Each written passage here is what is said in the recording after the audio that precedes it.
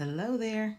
It's Anita Gibson, coach, speaker, educational strategist, and the author of the book Starfinder. I want to talk today about the educational storm that is approaching. This weekend, we had the opportunity to go hang out at the beach. And it was a cloudy, kind of stormy weekend. So we had a chance to sit on the beach for just a little while in the midst of the rain and the crazy weather. And we're sitting there maybe for 2 or 3 hours, enjoying the breezes. And all of a sudden, I notice off to my left-hand side these black clouds that just are covering the whole sky. And they're advancing and they're coming towards us. And as I'm looking down the beach, like way down where the clouds are coming from, I see people still playing and they're in the water and they're sitting there in their chairs. And so I thought that kind of strange. And so I got up out of my chair, went to the water, looked over at that, what looked like a storm approaching. And still people were just having fun. So I walked over to the lifeguard and I asked him, well, what is that? Is it, just something that's getting ready to go out to sea? Or, what is it? He said, it's a storm. I was like, yeah. I said, if you were me, what would you do right now? He said, I'd pack my stuff up and go in. That's when he just kind of laughed. And so I went back to my husband and I said, I just talked to the lifeguard and I asked him about what all that black, stuff is over there in the sky. And he said it's a storm approaching and that he would recommend that we leave.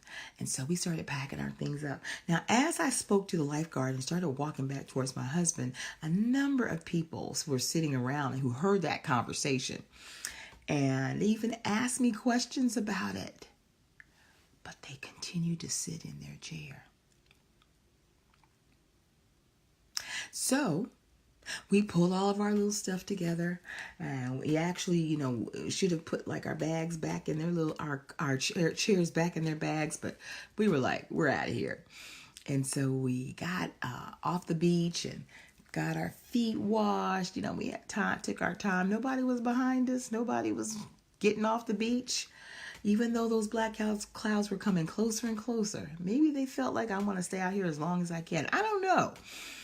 But in the 5 minutes that it took for us to go from the beach up to our room, we stood on the balcony and all of a sudden the rain started to come.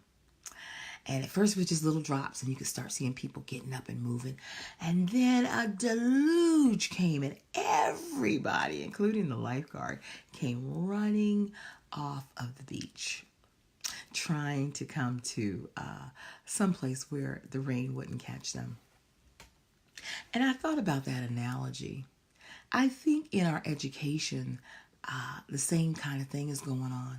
People they know that a storm is coming, is near, but don't have the urgency to realize it's time to make a change. It's time to make a move. It's time to do something different. And for some of you this school year, you've decided that it takes too much energy to make a change, to figure out what else to do. So you're going to try what didn't work last year again. And I hate to say this, but it's probably not going to work because your child needs something different.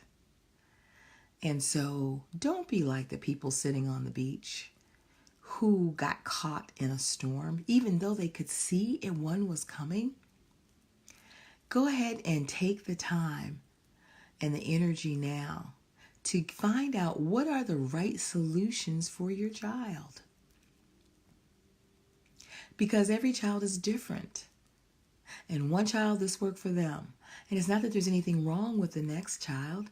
It's that because God made them differently, they need a different solution and they need a different educational environment. And you as their champion, You have to be the one to decide that you're going to do something different. I told the story recently about the story of Ivanhoe and how back in medieval times there was a Jewish family who got caught up in the politics of the day, and Jewish people were scorned, and they had what they call pogroms, where they would just kick them out of their land and make them move on and burn their villages down. They just did all kinds of things. And so there was this one woman who was a Jewess, and they accused her of witchcraft, which in that time meant death. And so she went to the place where they hold the prisoners, and she made a call out for a champion. She looked all over. She got people her family to search the land, to find someone who would stand up on her behalf. The day came when they said they were going to burn her at the stake. They prepared the big pyre, and all of the wood was there, and the pole to tie her to. They began to have her step up on the pyre to tie her to the pole, because they were getting ready to burn her at the stake because no champion showed up. Well, just as they tied her hands, out in the distance came someone who said, "I will be her champion." And they came into that place. Now, in order to be her champion, they had to be willing to fight the opposite opponent, who stood for the church at that time, that, believed that witchcraft, was punishable by death. And so they had their champion ready to stand. And what they believed was that God was going to let whoever was right live and the other die. And that's how they would decide. So if her champion won, then she was not a witch and she would be saved. But if her champion lost, then to them, that was the proof that she was a witch and she would be killed. And so the fight ensued, and her friend Ivanhoe fought on her behalf. And the fight was going back and forth. At first she thought Ivanhoe was going to win. Then it looked like he was going to lose. And then it just kept going back and forth. Well, finally he won. And he saved the day, and Rebecca was saved because he decided to be her champion. And guess what? You as a parent, you are your child's champion. You have to be able to see that there's a storm coming and that it's time to do something different.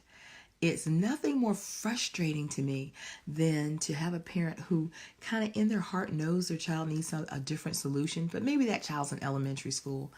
They're afraid to try something different. They're afraid to try maybe a smaller school or a Montessori solution or homeschool. And so they just keep going. And then they come back to me, and that child now is either older in middle school or even high. And it's still not working. Now they have all the baggage of failure and frustration and not understanding what's wrong with me, thinking something's wrong with them when it's been the wrong environment all the time. And so now the parent is coming to me saying, okay, I'm ready to do this thing. Sometimes it takes a lot more work because we've waited until that child is so much older. But when you can see the storm, like my husband and I had the opportunity to, you see it off in the distance and decide, I'm not going to sit here to see, does it turn? Does it go out to sea? I'm going to go ahead and pull my chairs up, make a move. And if it doesn't come this way, we can always go back out. But if it does, then we'll be taken care of. And so today, I want to encourage you, beware, because an educational storm is coming. And for some of you, it's already here. And you really need to get out of the rain. You need to find a new solution. I hope you guys have a fantastic day. Take care.